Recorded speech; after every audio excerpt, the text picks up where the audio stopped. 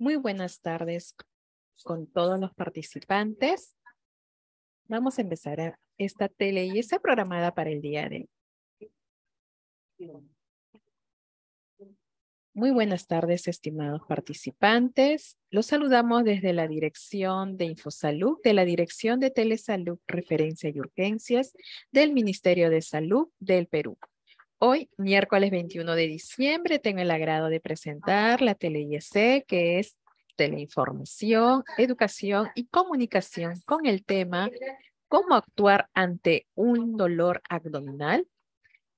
Esto forma parte de la serie Aprendamos Primeros Auxilios con SAMU. Esta Tele-IEC estará a cargo del doctor Richard Hipólito Espejo. El doctor Richard Hipólito Espejo es médico especialista en gastroenterología. Pertenece al equipo de atención móvil de urgencias y emergencias SAMU. Antes de dar inicio a esta importante Tele-IEC, les recordamos a todos los participantes que pueden realizar sus preguntas a través del chat para ser respondidas al término de la presentación, tanto de la plataforma Zoom como del canal de YouTube. Tele-IEC Infosalud Milsa. Doctor Richard Hipólito Espejo, es un honor tenerlo con nosotros el día de hoy. Le damos la más cordial bienvenida, lo escuchamos y quedamos atentos a su presentación. Muchas gracias. Buenas tardes. No sé si se me escucha bien. Se le escucha perfecto, doctor. Correcto. Entonces, buenas tardes a todos los clientes. Es muy grato dirigirme a ustedes por este medio y a saludarlos y a la vez orientarlos un poco en este tema que es muy importante para la población. Ante todo, mi nombre es Richard Hipólito Espejo, médico gastroenterólogo y médico en atención prehospitalaria en el SAMU. Y con gusto voy a darles esta exposición con mucho cariño para ustedes. Bueno, entonces empezamos. El tema a tratar es el dolor abdominal. El dolor abdominal, básicamente, el dolor en general es un síntoma. En este caso es un síntoma, se manifiesta como un disconfort, una sensación desagradable, que el paciente siempre a veces nos manifiesta y está localizado, por decirlo a grandes rasgos, entre el tórax y la ingle, ¿no? Que es lo que llamamos el abdomen. Entonces vamos a hablar un poquito de algunos signos de alarma, un manejo inicial, algunas características importantes que no deben pasar desapercibidas. Entonces, avanzamos. Dolor abdominal. Entonces, es importante este tema porque el dolor abdominal es un motivo frecuente en las consultas, tanto en consultorio externo y en las urgencias médicas. A veces este dolor puede relacionarlos a una enfermedad potencialmente mortal. Incluso algunos podemos mencionar que algunos pacientes pueden llegar del tratamiento médico hasta el tratamiento químico. Por eso es importante tener en cuenta esta enfermedad. Algunas características importantes que debemos conocer. En general, he puesto acá 4 importantes. Nos estamos dirigiendo a la población, no es un tema de hablarlo en una conferencia médica, entonces vamos a hablar cosas puntuales. En cuanto a características, tenemos, por ejemplo, lo que es la localización. Vamos a ver en unas diapositivas que la localización es muy importante porque nos orienta al tipo de enfermedad. La duración, también. La duración puede ser aguda, puede ser crónica. La intensidad, hablamos de una intensidad leve, moderada, severa. Existen unas escalas que se conocen del dolor, muy básicas, en el cual al paciente a veces le decimos, ¿cuánto es su síntoma de dolor? Yo le digo del 1 al 10. En el 1 no le duele nada, está hasta sonriendo al paciente. El 10 están prácticamente llorando de dolor. Entonces, básicamente es algo importante para que nosotros también nos orientemos. Y el tipo de dolor. Hay diferentes tipos de dolor. Dolor tipo ardor, dolor tipo cólico, tipo hincada. Entonces, vamos a repasar algunas enfermedades de este tema. Entonces, el tema de la localización. No sé si se ve bien la figurita. En cuanto a la localización, es importante. Generalmente nosotros los médicos dividimos el abdomen en cuadrantes, ¿no? Le ponemos un cuadrante superior, medio, inferior y los costaditos, por decirlo así. En este caso he puesto acá esta figurita porque nos orienta mucho para localizar y describir las patologías que se ve con mucha frecuencia. Por ejemplo, no sé si se nota bien acá la flechita, acá vemos este puntito que está en general arriba del abdomen, localizado entre el pecho y el abdomen, es la región epigástrica, o sea, la región que a veces llamamos nosotros donde está la boca del estómago.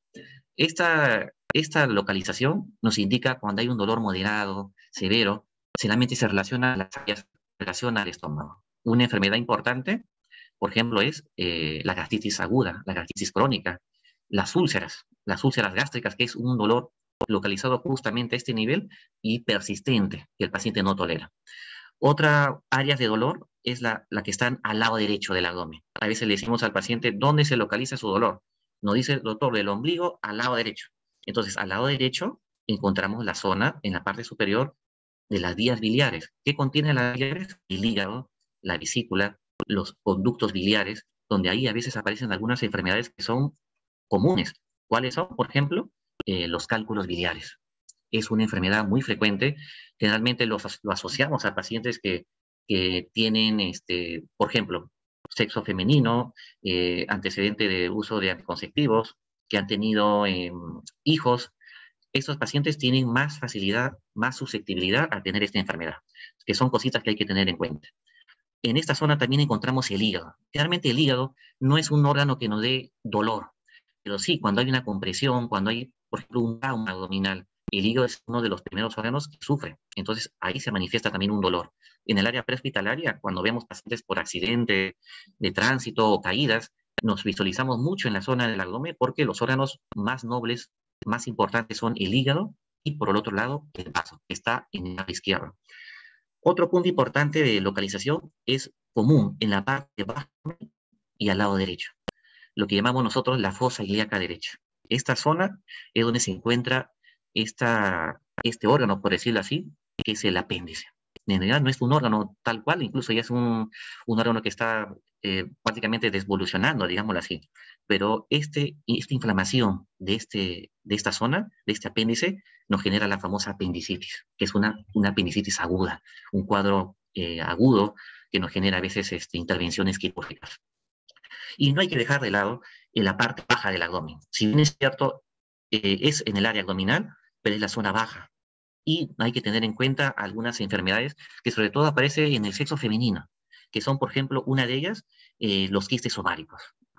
Si hablamos de una persona de sexo femenino, joven, fértil, y presenta un dolor súbito, un dolor agudo en este nivel, que no cede y aumenta progresivamente, se asocia a fiebre, se asocia a veces a algunos sangrados, pues hay que descartar que es un quiste ovárico que llamamos a veces torcido, ¿no? Por decirlo así. Otra localización en este nivel es también cuando hay este famoso embarazo ectópico.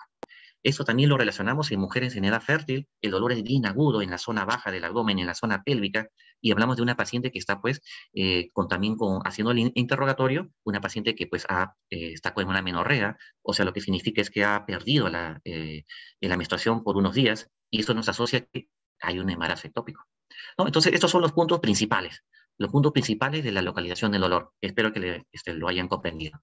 Entonces, continuamos. Como le decía, la duración.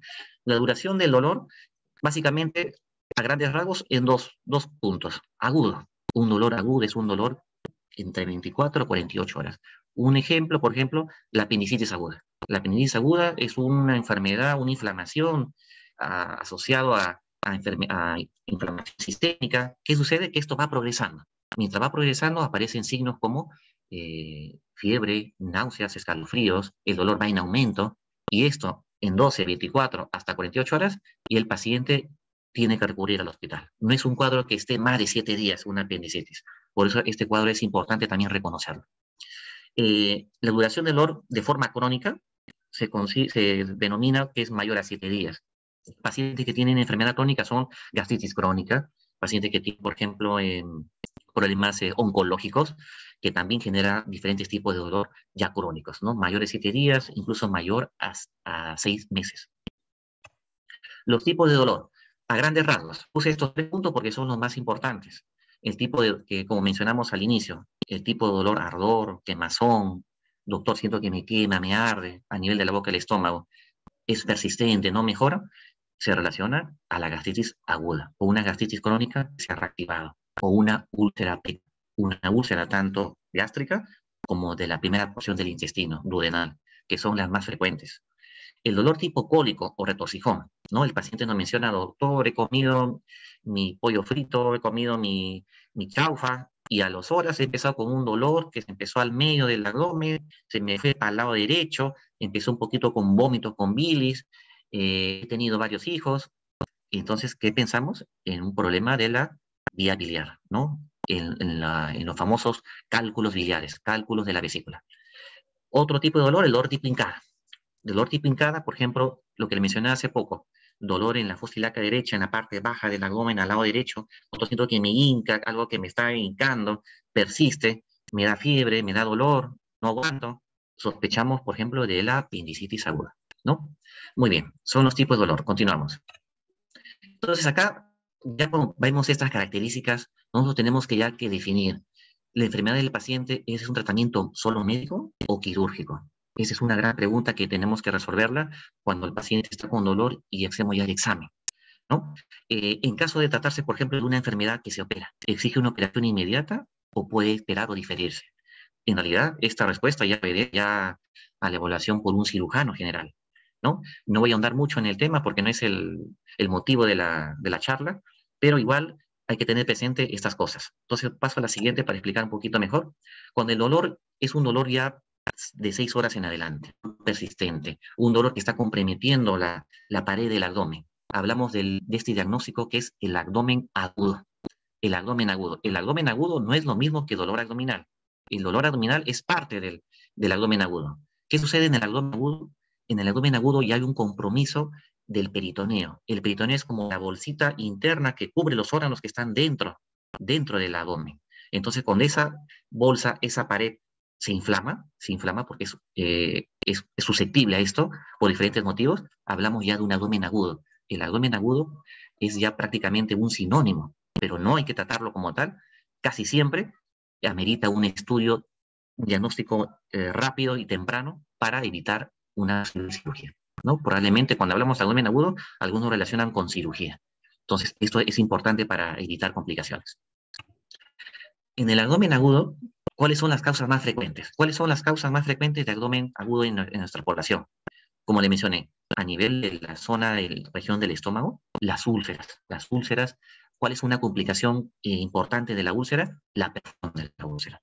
Cuando uno se perfora la úlcera, es considerado un abdomen agudo. El líquido, el ácido que está dentro del estómago, sale por esta perforación y irrita esta pared que les menciono y genera esta peritonitis química, irrita, genera esta pared de abdomen en tabla y nos genera una posible cirugía, ¿no? Hay que llevar inmediato al paciente. Otro abdomen agudo, otro tipo de que no le mencioné, es por ejemplo la pancreatitis aguda. La pancreatitis aguda es un dolor abdominal en la zona del mesogastrio, o sea, cerca al abdomen, al ombligo, por decirlo así, y aumenta en intensidad y en algunos casos, no la mayoría, se va a la espalda. Es un dolor como en banda, se va para la espalda. Esto ocurre en un 20% de los pacientes. No es que me da la espalda, el cinturón, el dolor, es pancreatitis, no necesariamente. ¿Y cuál es la causa principal? Yo les mencioné hace unos minutos del problema de la vesícula, de los cálculos en la vesícula. Les menciono esto ¿por qué? Porque una de las causas es justamente estos cálculos, estas piedritas. Estas piedritas están en una bolsita que es la vesícula, y por algún motivo esta piedrita puede salir a un conducto y llegar cerca al páncreas y lo inflama. Eso es la causa principal de pancreatitis aguda. Otra causa de pancreatitis, por ejemplo, es el consumo de alcohol excesivo. Es una causa no tan frecuente acá en Perú, pero hay que mencionarla de todas maneras. Otro tipo de abdomen agudo, le mencioné algo que no les he mencionado, por ejemplo, la diverticulitis. La diverticulitis es un dolor abdominal agudo, severo, persistente en el lado izquierdo del abdomen, generalmente en la parte baja. ¿Por qué en esa zona? Porque esa zona es justamente donde termina el intestino grueso, o lo que llamamos el colon.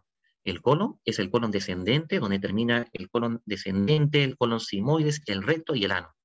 Esas son donde aparecen estos divertículos. ¿Qué son los divertículos? Si se nota bien la imagen que les he puesto, son como unas burbujitas que salen de la pared. ¿Por qué será esto? ¿Por qué? Porque esta pared de este colon, de este tubito, se va debilitando por muchas cosas. Por ejemplo, algo que lo debilita es la tensión de la pared por el estreñimiento. Entonces, ¿qué sucede? que se debilita y se forman estos globitos, estas burbujitas. Y estas burbujitas a veces se inflaman. ¿Y cómo se llama la inflamación del divertículo? La diverticulitis. Es, digamos, entre comillas, la contraparte del apéndice. El apéndice es en el lado derecho, este es en el lado izquierdo. ¿Ya? Genera fiebre, genera escalofríos, hay que llevar pronto al paciente al hospital y se sabe que uno de los exámenes importantes es la tomografía. El estudio de la tomografía abdominal para esta enfermedad es muy importante para ver el grado de compromiso y actuar con prontitud. Bueno, entonces seguimos. Entonces, en esta gráfica lo puse porque es una gráfica muy didáctica, muy simple, donde les menciono acá, tenemos un dolor abdominal agudo. Entonces tenemos acá las ramitas. Es un abdomen agudo quirúrgico, es un abdomen agudo médico. El abdomen agudo quirúrgico se tiene que operar urgentemente. Es la solución al problema. Un abdomen agudo quirúrgico que no se opere genera complicaciones graves y muerte. Por eso es importante la evaluación médica, dar datos precisos. El abdomen agudo médico no se opera, solo tiene un tratamiento médico. Como le mencioné, algunos ejemplos de abdomen agudo médico, la gastritis crónica, el paciente que tiene, por ejemplo, el famoso colon irritable, paciente que tiene problemas, hasta manifestaciones funcionales, esos son los problemas médicos que no se deben operar. Continuamos. Acá he puesto las causas principales, digamos, las indicaciones de patologías que generalmente se operan, no de cirugía urgente. Por ejemplo, la apendicitis aguda. La apendicitis aguda es una de las abdomen agudo que se operan prontamente. La perforación de una víscera hueca. La víscera hueca, como le mencioné, por ejemplo, la perforación por una úlcera gástrica. Eso es operable, es una indicación quirúrgica. La obstrucción intestinal con estrangulamiento, encarcelamiento. ¿Qué significa esto? Se obstruye la parte del colon o se estrangula, se dobla, entre comillas, porque hay una obstrucción. Generalmente a veces es por un estreñimiento crónico o, por ejemplo, una lesión tipo cáncer. No permite el paso normal donde se debe evacuar y esto genera inflamación, al trastorno electrolítico y eso amerita generalmente cuando es ya muy prolongado la cirugía. Otro tipo de dolor abdominal que se opera, que cirugía urgente, es la colicistitis aguda. Ese es el sinónimo de la inflamación de los cálculos biliares. Pero en el caso de que se complique la gangrenosa o la perforada, ¿no? Esto es una operación rápida. Y lo último que les menciono acá en mi diapositiva es la rotura de un embarazo ectópico, ¿no? Es también quirúrgico, si no se complica a nuestra paciente. Entonces, parte importante y algo breve que quiero mencionar en cuanto al dolor abdominal es el diagnóstico. ¿Cómo hacemos el diagnóstico? Nosotros, como médicos en el área prehospitalaria, que vamos a los domicilios o hacemos la consulta, es importante nosotros hacer un buen interrogatorio, una buena historia clínica. Entonces, en historia clínica, el paciente también tiene que colaborar, nosotros tenemos que también abordarlo, ser empáticos y hacer preguntas básicas como, por ejemplo, la edad. Evidentemente ya sabemos el sexo, ver si tiene algún antecedente importante, alguna patología en la cual está tomando algún tratamiento, algún antecedente familiar importante. En el caso de dolor abdominal, algún antecedente familiar, por ejemplo, de cáncer de estómago, cáncer de colon, etcétera, enfermedad inflamatoria intestinal. Esto nos ayuda mucho porque la historia clínica es más de un 60, un 70% que nos da el diagnóstico. Es la gran importancia de este punto. Y la exploración física, definitivamente, hay que examinar al paciente. Un buen médico tiene que abordar al paciente, hacerle una exploración física, primero inspeccionar, ver el abdomen. Un abdomen que está distendido nos orienta mucho, posiblemente a una obstrucción. Un abdomen que está en tabla, un abdomen rígido, nos orienta a una perforación, nos puede indicar una peritonitis o un abdomen quirúrgico. Entonces, por eso es bien importante esto lo que menciono, ¿no? Entonces, continuamos. En cuanto al tratamiento inicial, un manejo inicial, como les menciono, definitivamente, cuando vemos a un paciente con dolor abdominal, obviamente hacemos nuestro toma de funciones vitales, porque tenemos que diferenciar si se trata de una urgencia o una emergencia. Como bien se sabe, la diferencia importante es que la emergencia implica una atención rápida. Como quien dice, el paciente se nos puede morir. Esa es la emergencia. La urgencia significa que el paciente requiere una atención, pero no tan inmediata. Por eso a veces nosotros, incluso los médicos, cuando estamos en la ambulancia, nos tomamos un tiempito para coordinar y regular, porque el paciente amerita, ¿no? Según su cuadro. Entonces, teniendo en cuenta las funciones vitales, viendo la presión arterial, si el paciente está hipotenso, si el paciente está taquicárdico, el paciente tiene fiebre, el paciente tiene otro tipo de manifestaciones como vómito con sangre, etcétera, vamos a abordar al paciente. ¿Por medio de qué? Poniéndole una vía endovenosa, hidratarlo. Si tiene compromiso oxigenatorio, ponerle una cánula binasal o una máscara de reservorio, oxigenarlo. Entonces, eso es lo principal ante un paciente que tiene algún compromiso de su salud. En cuanto a los analgésicos, usualmente utilizamos medicamentos antiinflamatorios, AINES, por ejemplo, el metamizol, analgésicos como el paracetamol. Tenemos incluso algunos medicamentos nuevos, por ejemplo, la rosiverina, que lo utilizamos para los dolores cólicos, es un antiespasmódico que utilizamos mucho, y los opiáceos. Los opiáceos los utilizamos cuando el dolor es un poco ya moderado a severo. Por ejemplo, pacientes oncológicos lo utilizamos mucho, ¿no? El tramadol, la codeína, la morfina, la petidina. Entonces es importante tener en cuenta esto. Pero lo más importante es que ante un abdomen agudo, tenemos la sospecha, hay que referir al paciente, ¿no? Algo importante que quería mencionar para ya, vamos ya prácticamente finalizando la charla, en cuanto al dolor abdominal, les quiero hablar un poquito de la gastritis aguda, que prácticamente en mi consulta, en mi área, es muy frecuente, es un pan de todos los días. Y me parece apropiado aprovechar la ocasión para decirles que esta enfermedad es muy importante, ¿no? A grandes rasgos podemos decir que una de las causas principales, por ejemplo, es la presencia de una bacteria en el estómago. Como ven acá la figurita, esta bacteria no tiene ese tamaño, por cierto, pero es para poner un ejemplo, no se ve ni siquiera con la fusta, se ve con el microscopio, pero esta bacteria nos genera una inflamación crónica, nos puede generar las úlceras, es la primera causa de úlceras, es una causa asociada a otras que te puede predisponer a un cáncer de estómago. Y el cáncer de estómago es uno de los cánceres que están entre los primeros puestos de acá en Perú. Y hay que tener en cuenta eso. No solamente hay que echarle la culpa a esta bacteria de la gastritis, hay otras causas importantes. Como yo le digo a los pacientes, la alimentación es parte importante.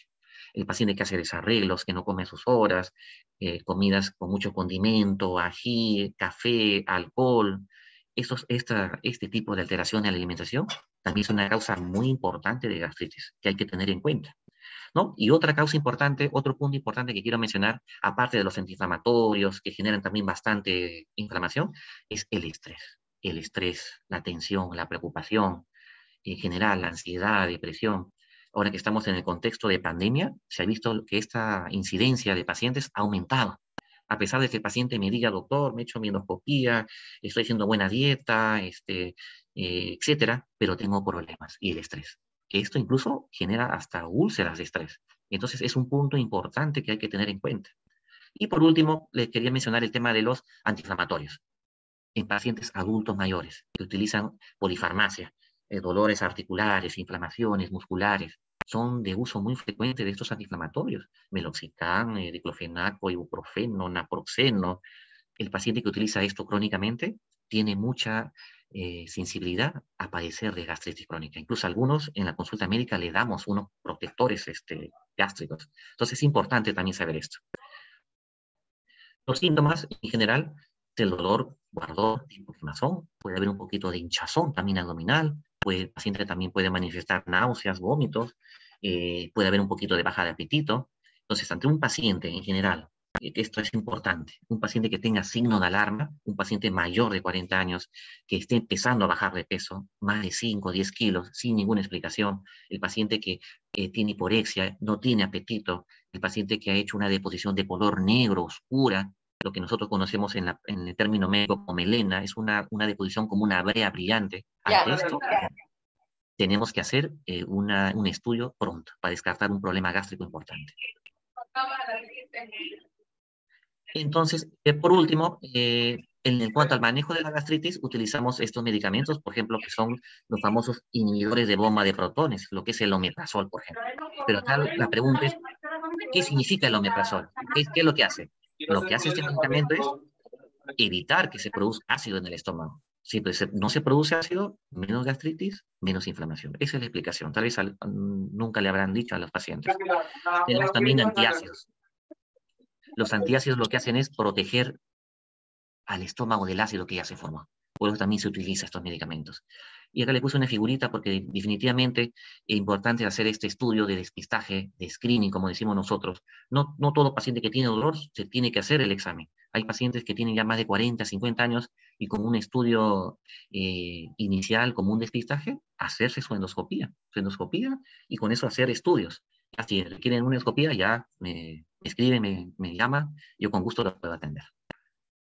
Gracias. Esa es toda la charla.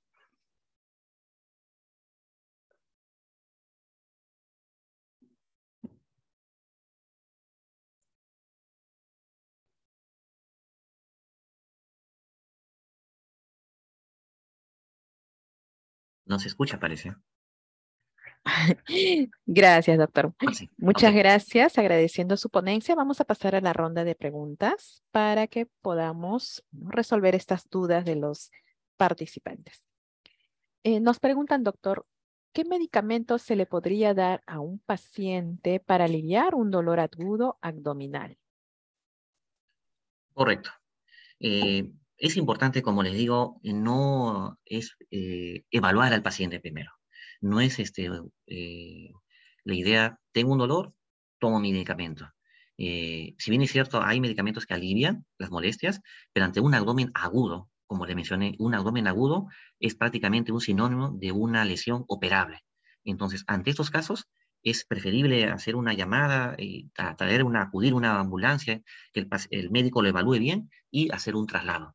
No se debe en general medicar, automedicar el paciente, porque eso incluso se escucha algunas veces que tomo medicamento y me pasó el cuadro, pero la inflamación, el problema de fondo sigue. Entonces eso puede un poquito amortiguar o solapar la enfermedad. Entonces, de un dolor agudo, abdominal agudo, es importante la evaluación médica y referirse si es necesario. Muchas gracias, doctor, por su respuesta. Tenemos planteada la siguiente pregunta. En el caso de niños teniendo algún tipo de dolor abdominal que no sea agudo, ¿tenemos que brindarle algún analgésico, algún medicamento o necesariamente tenemos que acudir al médico para una correcta evaluación?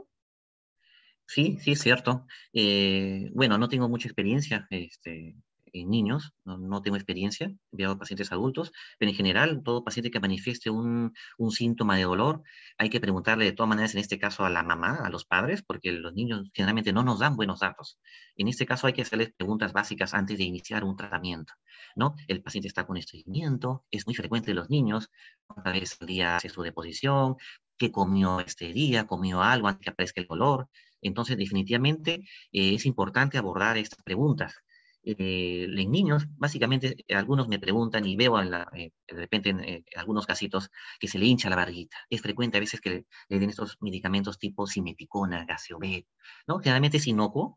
Sería si hay un dolor tipo hinchazón, un poquito de dieta, darle un poquito pues, de estas gotitas, en este caso hay niños, gotitas de simeticona, pero de todas maneras amerita una evaluación médica, en este caso pediátrica. Muchas gracias, doctor Richard, por su respuesta. Nos preguntan también lo siguiente. ¿Puedo tomar omeprazol por varios meses, ¿no? Aduciendo que probablemente ha sido una indicación médica de que la tome, pues, ¿no? Por algún tipo de gastritis. ¿Qué nos podría decir al respecto? Muchas gracias por la pregunta, es una muy buena pregunta. No, cada paciente es diferente. No se le puede decir a un paciente que tome por meses de forma crónica el omeprazol. Si bien es cierto, hasta el momento no hay un estudio con una base muy fuerte en el que nos diga que el omeprazol causa problemas.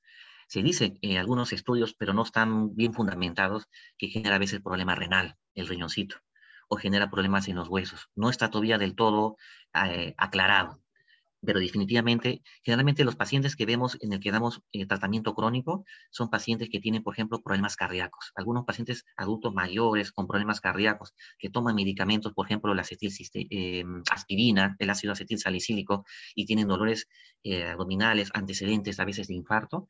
Sí, se da generalmente a veces inhibidores de bomba de protones de forma un poquito crónica, ¿no? Pero no es el caso, por ejemplo, de una gastritis crónica en el que le demos tratamiento por 6 meses a un año, no es lo adecuado. De todas maneras, siempre es previa evaluación con su gastroenterólogo para dar las indicaciones precisas. Muchas gracias, doctor, por esta ¿no? aclaración y clarificación con respecto al tema del omeprazol. Nos preguntan también, ¿en qué caso podemos solicitar o el médico debería considerar una resonancia? Correcto, muy buena pregunta. Existen muchos estudios complementarios que realmente se hacen en centros médicos.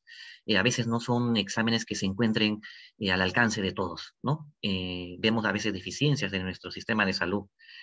Algunos centros de salud tienen lo que es la ecografía abdominal. El estudio de resonancia en la práctica clínica, cuando yo lo indico, y con más frecuencia lo indicamos cuando tienen estas patologías biliares, estos problemas de la vesícula, los cálculos.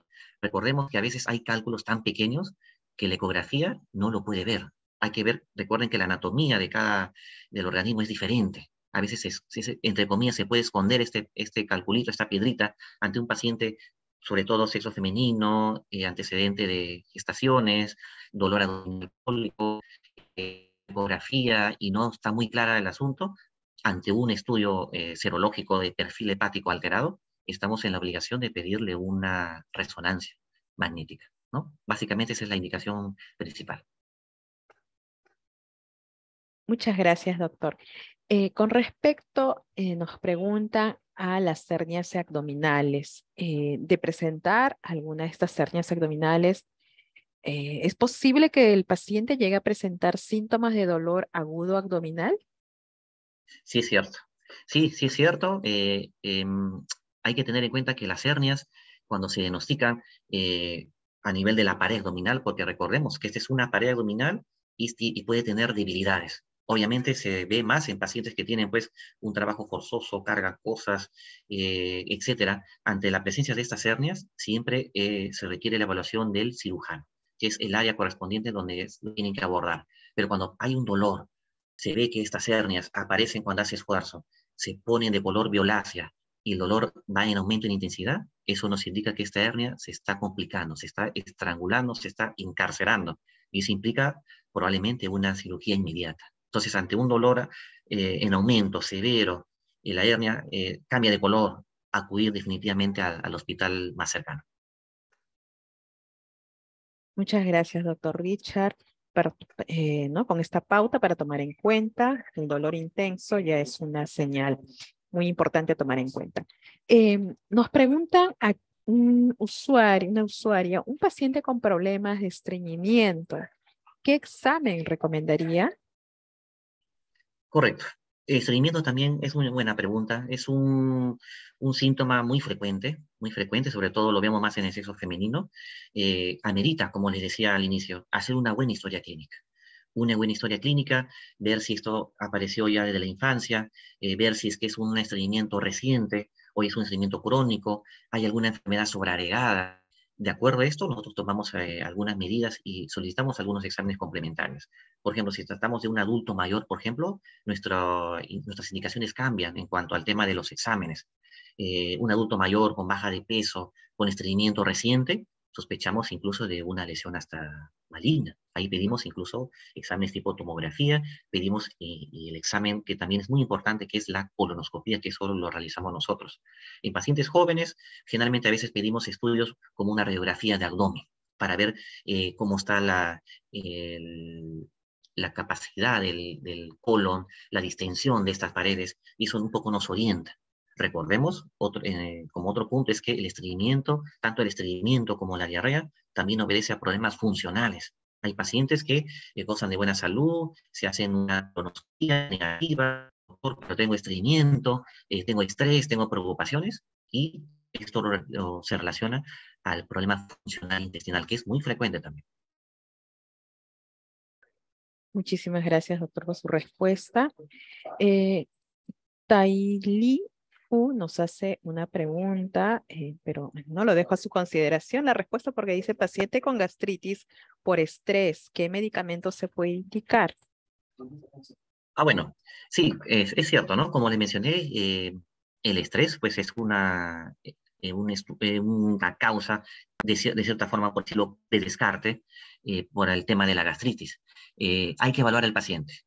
Si es una gastritis crónica asociado al estrés, es un paciente de más de 40 años que no responde a un tratamiento inicial. El tratamiento inicial generalmente que damos, como le mencioné al inicio, ante una gastritis es los inhibidores de bomba, tanto el esomeprazol, el pantoprazol, rabeprazol, que lo tomamos a veces una vez al día en ayunas, por 2, 3 semanas, eh, y los antiácidos, que son los jarabes, los tipo milantras que a veces conocemos, generalmente le damos un chance de 2 a 3 semanas, pero hay que tener muy en cuenta que esto lo indicamos a pacientes que no tienen signos de alarma. Los pacientes que tienen signo de alarma, ahí ya abordamos otros estudios, como es la endoscopía. Por eso siempre es bueno evaluar al paciente. Muchísimas gracias, doctor. Nos queda claro, la evaluación es un medio muy importantísimo, ineludible. Finalmente, doctor, nos hacen la pregunta por interno. Estas fiestas navideñas conllevan a combinar ciertos alimentos que de repente ya en pacientes o personas que tienen algún problema de fondo resulta en dolor, indigestión y tienen la señal de un dolor abdominal. ¿Qué nos recomienda ¿no? ante este tipo de síntomas? Sí, es cierto, justo esta época del año, por fiestas, fin de año, Navidad, aumenta las consultas o las salidas de nosotros los médicos en la ambulancia por problemas digestivos. Entonces acá hay que tener presente que hay que tener precaución, un poco de moderación en el tema de los alimentos. Recordemos que el panetón, por ejemplo, una tajadita, ya tiene varias, entre comillas, varias cucharadas de azúcar, o sea, tiene un contenido de glucosa, de calorías muy alto. Pacientes diabéticos, tener mucho cuidado con esto, tomar con moderación los alimentos, los azúcares, el alcohol también se ve con mucha frecuencia que a veces hay complicaciones, pacientes diabéticos. Sí, yo me sumo a los médicos a tener conciencia de en estas épocas, tener un poquito de precaución, ¿no? En cuanto a la alimentación. Finalmente, doctor, ¿qué recomendaciones, en conclusión nos podría dar para todas las personas que están en este momento atentos a este tema tan importante? Correcto. En cuanto a pacientes que presenten dolor abdominal, pacientes adultos, pacientes generalmente mayores a 40 años con signos de alarma, acá la conclusión es acudir al médico, acudir al gastroenterólogo en este caso. Un signo de alarma puede ser un inicio de buscar un diagnóstico que puede ser manejable. Si esto pasa, no se deja, no hace estudios, se deja estar, como decimos, de repente ya puede ser un poquito tarde para actuar, ¿no? El dolor abdominal, a veces como conocido como dispepsia, que implica hinchazón, acidez, dolor, y no tiene signo de alarma, sí puede de cierta manera inicialmente tratarse con medicamentos. Si hay un poquito de gases, hinchazón, distensión, los medicamentos tipo simeticona, tipo frutenzima, cuando hay gastritis, ardor, quemazón posterior a una comida y no tiene signos de alarma, sí puede de alguna forma iniciarse inhibidores de bomba de protones por unos 7 días, complementado con un antiácido después de las comidas, pero luego de esto definitivamente es importante la evaluación médica. Uno no se puede automedicar, ¿ya? Entonces, la población que nos está viendo y agradecer a SAMU, a la dirección, a Dictel, darles esta charla y espero que les haya sido pues de ayuda. Muchas gracias. Muchas gracias. Muchísimas gracias, doctor. Le agradecemos infinitamente al doctor Richard Hipólito Espejo, médico especialista en gastroenterología del equipo de atención móvil de urgencias y emergencias. Muchas gracias, doctor, por acompañarnos el día de hoy, brindarnos su valioso tiempo, sus conocimientos con esta excelente información. Esperamos contar con usted para próximas Tele-IEC. Muchas gracias. Muchas gracias a ustedes. Presto para ayudarlos. Gracias también. Reciba usted los cordiales saludos del doctor Guillermo Huatuco Collantes, director ejecutivo de la Dirección General de Telesalud, Referencia y Urgencias, asimismo de la magíster Edith Pariona Valer, directora ejecutiva de la Dirección de Infosalud. Agradecemos también a los participantes por la atención prestada a esta sesión de Tele-IEC, que es Teleinformación, Educación y Comunicación. la misma que podrán volver a visualizar en nuestro canal de YouTube TeleIS InfoSalud Minsa. Los invitamos a suscribirse y a poder compartir esta valiosa información. Les deseamos a todos ustedes que tengan una linda tarde.